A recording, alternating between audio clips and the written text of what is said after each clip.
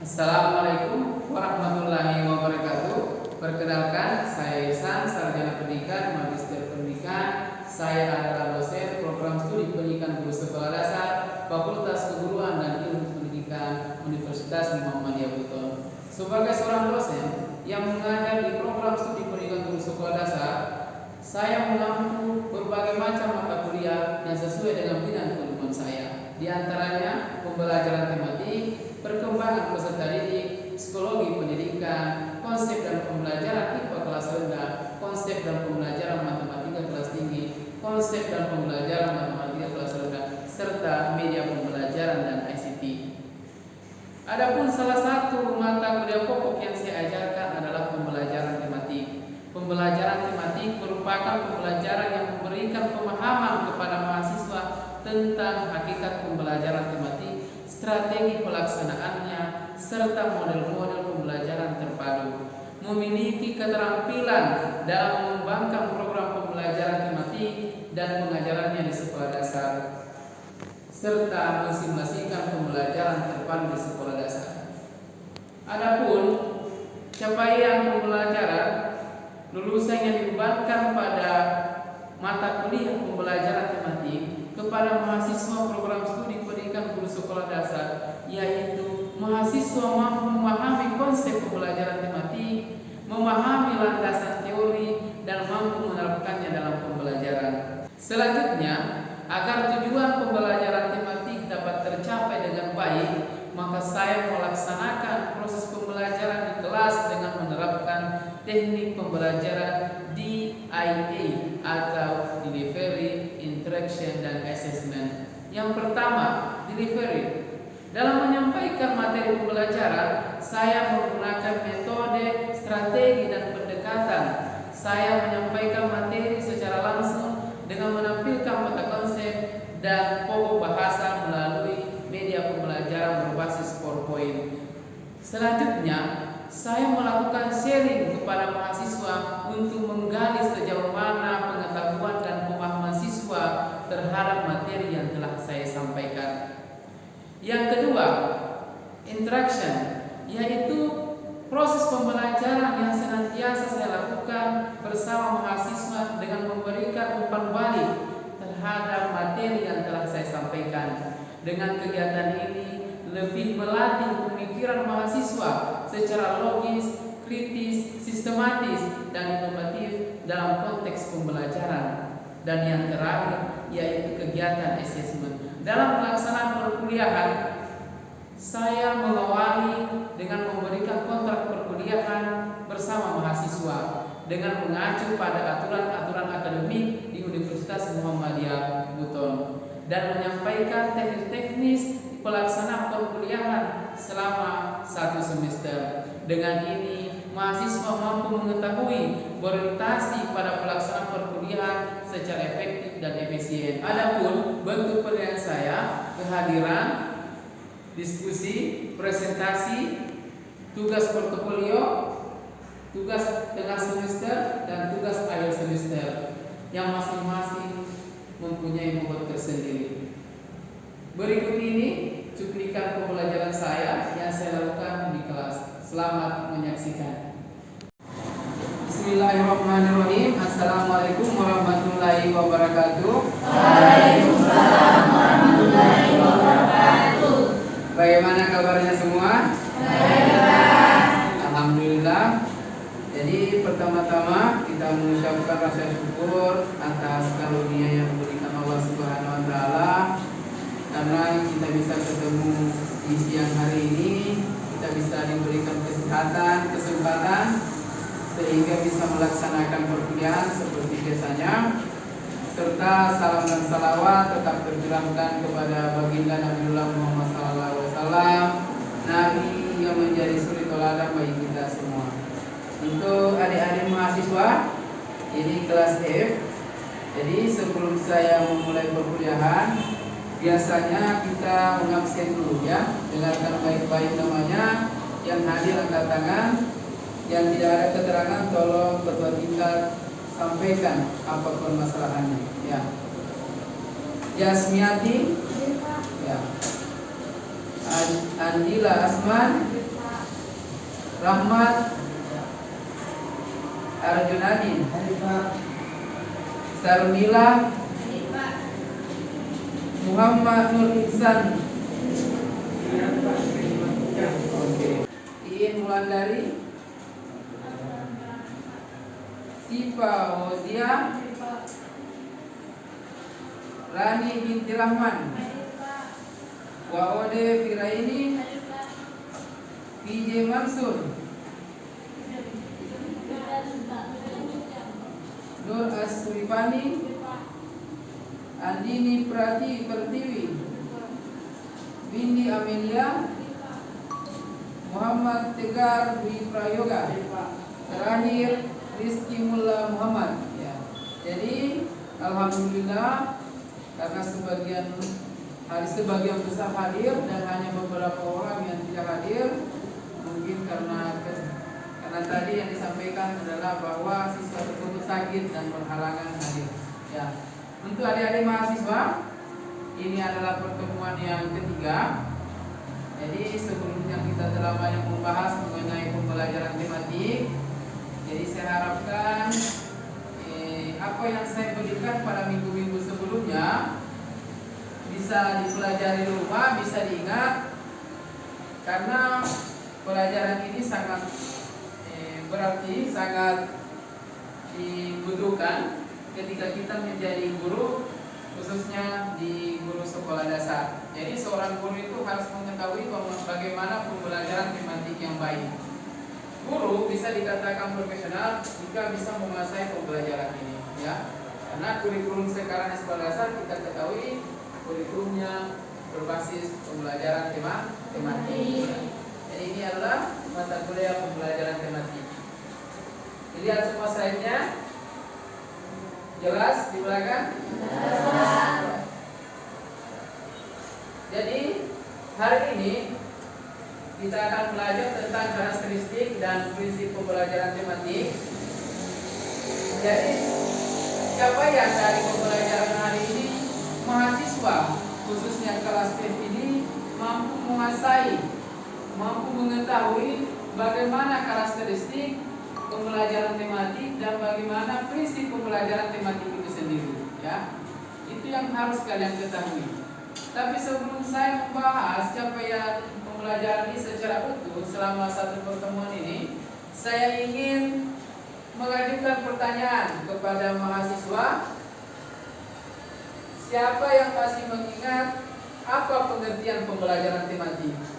Oh ya, silakan berdiri. Siapa namanya ini? Siapa namanya? Pinair. Ya, Pinair bisa memberikan penjelasan apa yang dimaksud dengan pembelajaran tematik? Pembelajaran tematik adalah pembelajaran terpadu yang menggunakan tema untuk menaikkan beberapa mata pelajaran sehingga dapat memberikan pengalaman kepada siswa. Ya, berikan tepuk tangan untuk Pinair. Jadi, silakan dulu Pinair. Jadi itulah sesungguhnya pengertian dari pembelajaran tematik. Saya berharap semuanya memahami itu. Silakan diperhatikan yang ada di slide. Inilah yang disampaikan temannya tadi. Ini adalah pengertian pembelajaran tematik. Jadi pembelajaran tematik itu adalah suatu pembelajaran yang mengaitkan beberapa mata pelajaran sehingga dapat memberikan pengalaman bermakna kepada siswa. Jadi sistem pembelajaran tematik itu terdiri dari beberapa mata pelajaran, tidak hanya satu mata pelajaran dalam satu tema. Jadi pemersatunya itu adalah tema. Ya. Jadi misalnya dalam satu tema itu ada mata pelajaran PKN, ada mata pelajaran IPS, ada mata pelajaran bahasa Indonesia. Tapi sebelumnya saya ingin bertanya kepada mahasiswa, bisakah di sini ada yang memberikan atau ada yang bisa menyebutkan berapa mata pelajaran pokok yang ada di sekolah dasar? Apa mata pelajaran pokok? Silakan, siapa bicara? Silakan semuanya menyampaikan. Ya, siapa namanya? Waude Fitriani. Ya, apa mata pelajaran pokok yang ada di sekolah? Bahasa Indonesia, matematika, IPA, IPS, apalagi PKN. Jadi di sekolah dasar itu terdiri dari 5 mata pelajaran pokok. Setiap guru harus menguasai materi ini. Jadi guru SD itu mempunyai kewajiban yang sangat besar karena menguasai 5 mata pelajaran. Jadi dipahami bahwa di sekolah dasar itu ketika kita mengajar atau menyusun suatu tema harus disesuaikan dengan perkembangan anak. Jadi perkembangan anak di SD itu berbeda-beda. Ada namanya kelas rendah, ada namanya kelas tinggi, disesuaikan ya. Kemudian yang kedua, karakteristik cara anak belajar itu berbeda. Cara belajar anak di sekolah dasar kelas rendah dengan kelas tinggi, jadi disesuaikan. Kemudian belajar dan pembelajaran bermakna. Jadi kita menanamkan pembelajaran yang bermakna. Apa gunanya? Supaya siswa itu selalu mengingat. Ini yang terakhir, perhatikan kata yang terakhir, bahwa kegiatan pembelajaran anak kelas awal sebaiknya dilakukan dengan pembelajaran tematik. Hanya ditekankan pada siswa kelas rendah pembelajaran tematik yang baik. Saya sekarang semua tingkatan digunakan pembelajaran berbasis tema mulai dari kelas 1 hingga kelas 6. Itulah sesungguhnya pembelajaran tematik yang ada di sekolah dasar. Jadi seorang guru harus mengetahui ini. Suksesnya guru mengajar pembelajaran tematik sekolah dasar nanti harus dikuasai ciri-cirinya ini. Yang pertama, apa yang pertama? Diperhatikan poin nomor 1, ya, bahwa pembelajaran tematik seorang guru itu harus melihat perkembangan dan kebutuhan anak usia sekolah dasar. Jadi tema itu disesuaikan dengan kebutuhan anak usia sekolah dasar. Kemudian yang kedua, tolong diperhatikan bahwa pembelajaran tematik itu harus bertolak dari minat dan kebutuhan siswa. Ya, kita lihat apa minatnya siswa, bagaimana kebutuhannya siswa. Ketika siswa itu berminat, yakin saja pembelajaran itu akan berjalan dengan baik. Siswa menerima dengan baik, memahami apa yang kita ajarkan kepada mereka. Kenapa? Karena minat. Dia yang ketiga, bisa dilihat jelas poin ketiganya, bahwa poin ketiga ini, bahwa pembelajaran tematik itu mempunyai ciri bahwa pembelajaran yang bermakna dan berkesan bagi siswa. Ada makna. Ketika bermakna dan berkesan, yakin saja pelajaran itu lama diingat siswa. Perhatikan poin nomor 4, bahwa guru harus mengembangkan keterampilan berpikir siswa. Ya, jadi ingat keterampilan berpikir. Bagaimana kita tingkatkan cara berpikirnya siswa? Ada yang ditugaskan langsung dia kerjakan, ya. Ya, aktif siswa ini. Jadi guru itu harus mempunyai beberapa model pembelajaran, beberapa metode ataupun pendekatan yang digunakan sehingga bisa mengembangkan keterampilan berpikir siswa. Kemudian kita lihat poin yang kelima, bahwa yang bersifat pragmatis sesuai dengan permasalahan yang sering ditemui siswa di lingkungannya. Jadi kita menganggap suatu tema itu disesuaikan dengan permasalahan yang sering ditemui oleh siswa di lingkungan. Dan terakhir, ini yang lebih penting, bahwa pembelajaran tematik itu melatih siswa untuk bekerja sama. Jadi ada istilahnya kerja kelompok. Ya, kita bentuk kerja kelompok yang kelompoknya itu heterogen, jangan yang homogen. Jadi kita padukan anak yang cerdas, anak yang pintar dengan anak yang standar atau tengah-tengah, kita padukan, kita satukan, jadi bisa kerjasama. Kemudian yang kedua yang harus diperhatikan adalah toleransi. Apa itu toleransi? Ada yang bisa menyebutkan apa itu toleransi? Saling menghargai. Apa yang dihargai? Perbedaan. Misalnya agama, ya, ras, suku, budaya. Kita harus menghargai. Ya, kemudian Yang terakhir bahwa ada komunikasi yang dan tanggap terhadap gagasan orang lain. Ada komunikasi yang baik antara peserta di. Selanjutnya, lihat slide-nya, sudah? Lihat. Jadi slide ini kita akan belajar mengenai manfaat pelaksanaan pembelajaran dengan merupakan tema. Apa manfaatnya? Ya, pasti kita bertanya. Mahasiswa bertanya, apa manfaatnya di pembelajaran berbasis tema? Mengapa kurikulum itu diubah? Kenapa dulunya ada pembelajaran berbasis mata pelajaran, sekarang pembelajaran berbasis tema? Apa manfaatnya? Tolong diperhatikan poin yang pertama. Bisa satu orang membacakan? Siapa yang bisa membaca? Poin pertama. Ya, silakan. Pertama, dengan mengembangkan beberapa kondisi dasar dan indikator serta isi mata pelajaran akan terjadi penghematan karena tumpang tindih materi dapat dikurangi bahkan dihilangkan. Ya, betul ya. Jadi poin pertama ini menjelaskan dengan adanya penggabungan beberapa mata pelajaran bisa menghemat waktu karena kita ajarkan dalam satu sekaligus. Ya. Manfaat yang kedua, ada hubungan sebab isinya materi. Jadi ada hubungan antar isi pelajaran di dalamnya. Ketika matematikanya pasti ada hubungannya dengan IPA. IPA-nya pasti berhubungan dengan bahasa Indonesia. Contohnya yang bisa saya berikan, misalnya kita berbicara tentang IPA. IPA itu bagian-bagian tubuh. Itu materi IPA. Bagaimana kita mengajarkan matematika? Anak-anak sekalian coba hitung berapa jari-jarinya. Kan itu matematika.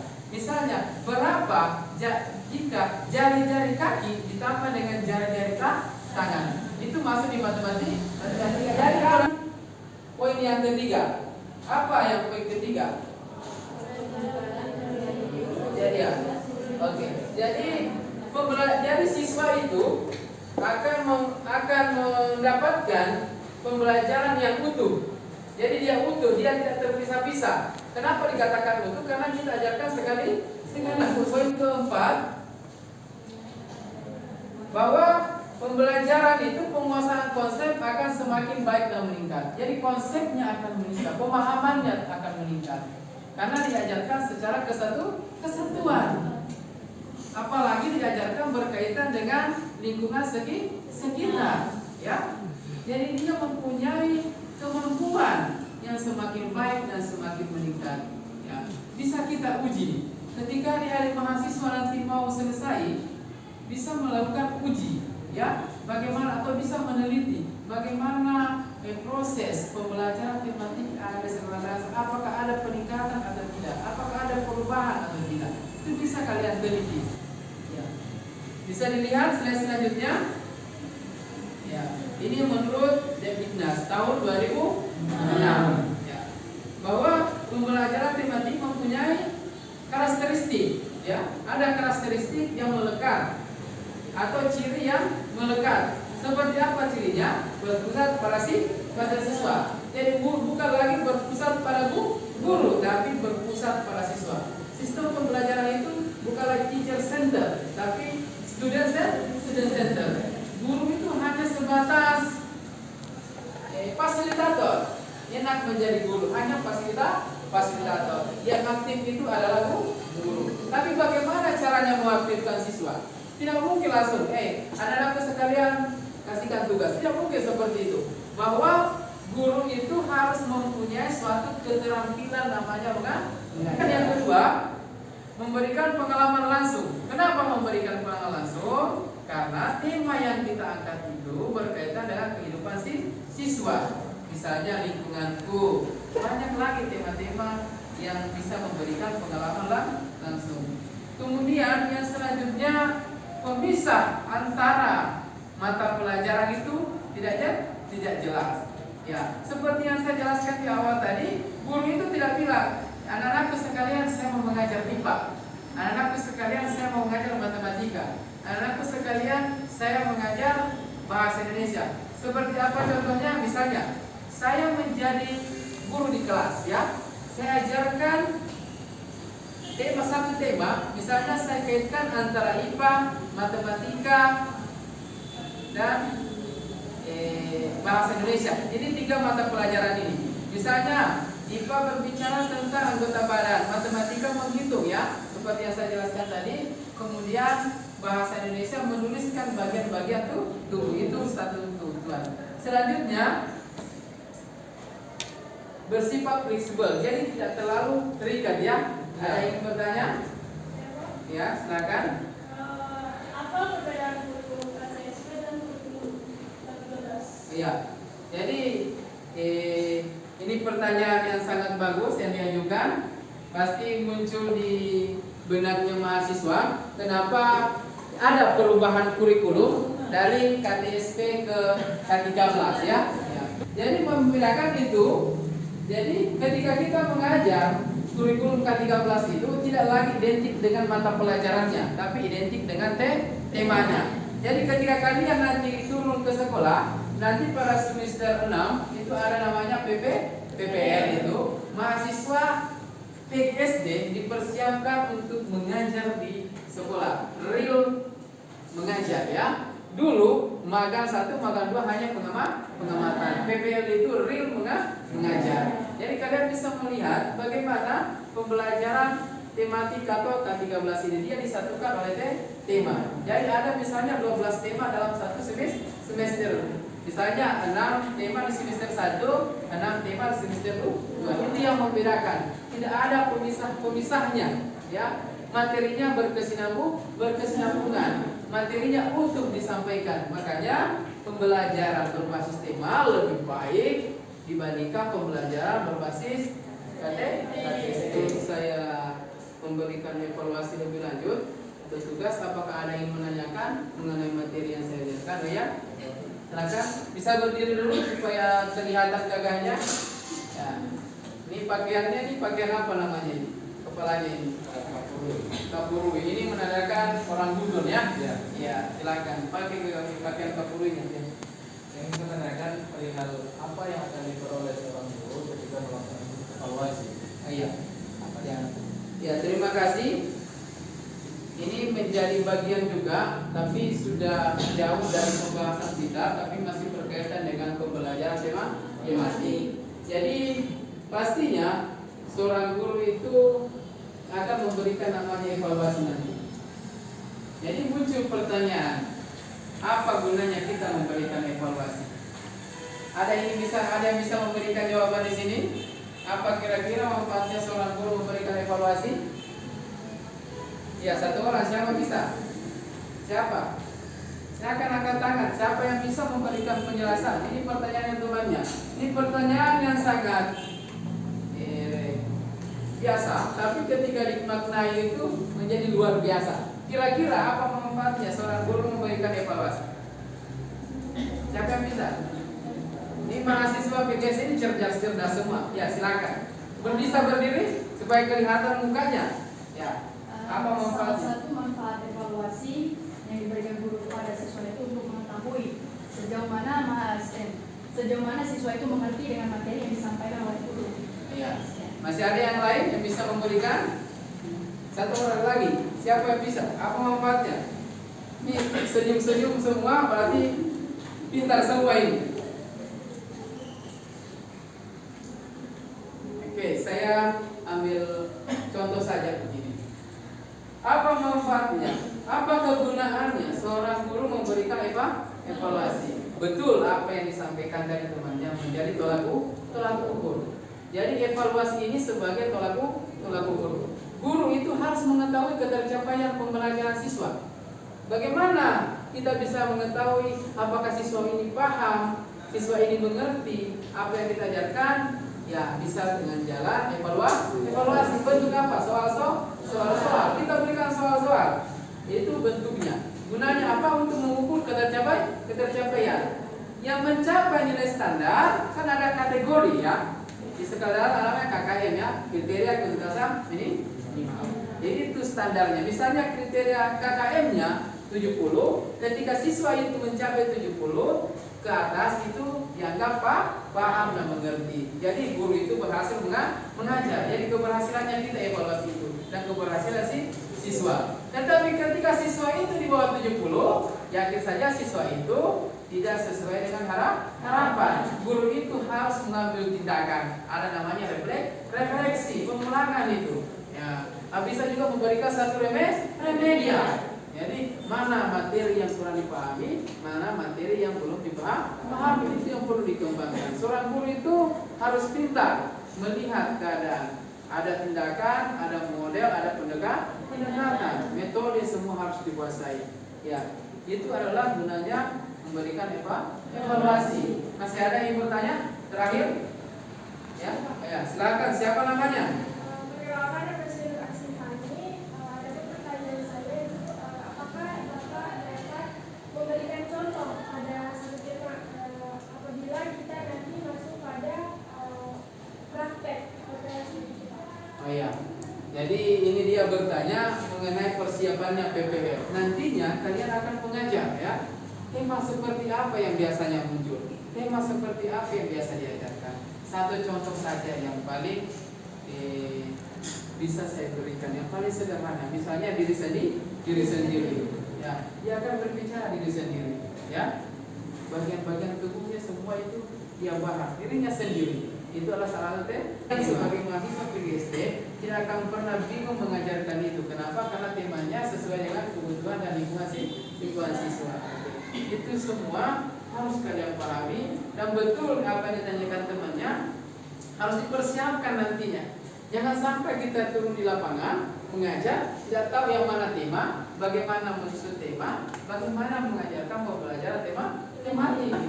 Sebelum saya tutup, saya akan memberikan satu evaluasi kepada kalian. Ini evaluasinya berdasarkan kelompok. Jadi kelompoknya saya sebentar memberikan. Ini kelompoknya heterogen, jadi saya padukan dari berbagai jenis kelamin maupun tingkat kepintaran yang disadarkan. Jadi nantinya akan bekerja sama mengerjakan tugas ini. Jadi tolong dicatat tugasnya. Ya, tugasnya ini satu nomor saja, tapi luar biasa dikerjakan, lama pengerjaannya. Jadi saya berikan kepada mahasiswa tugas untuk turun di lapangan untuk mengevaluasi atau mengobservasi, mengobservasi tema-tema apa saja yang ada di sekolah dasar dan bagaimana seorang guru mengajarkannya kepada siswa. Ya, pendekatan apa yang bisa dilakukan, model-model apa yang bisa diterapkan, ataupun metode apa yang dilakukan guru. Ya, dipahami semua tugasnya, dimengerti, dipahami semua materi yang saya jelaskan hari ini. Ya. Sebelum saya tutup, saya ingin menyampaikan pesan mengenai peningkatan nantinya ketika kita menjadi guru, bahwa proses pembelajaran itu tidak bisa berhenti sampai di sini.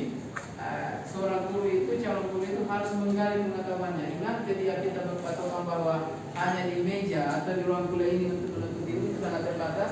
Waktunya hanya 3 jam, 4 jam. Coba bayangkan sementara di luar kita memiliki 24 jam. Jadi seorang mahasiswa itu harus betul-betul menggali kemampuannya, belajar secara mandiri. Ingat, banyak orang yang mau belajar, persaingan nantinya semakin besar. Ya, ingat bahwa proses pembelajaran itu di dalam agama dikaitkan bahwa ilmu itu sampai di dalam hati. Sebelum kita lihat itu kita menuntut ilmu. Dan ingat, ilmu itu adalah wajib bagi kaum muslimin maupun kaum muslimat. Itu wajib. Ada hadisnya seperti itu ya. Jadi wajib ya. Nantinya ketika keluar dari ruangan ini, ingat, ini adalah musim hujan, jaga kondisi ya. Oke. Sekian dari pertemuan kali ini. Saya tutup dengan ucapan bisabil haq, fastabikul khairat. Wassalamualaikum warahmatullahi wabarakatuh. Waalaikumsalam warahmatullahi wabarakatuh.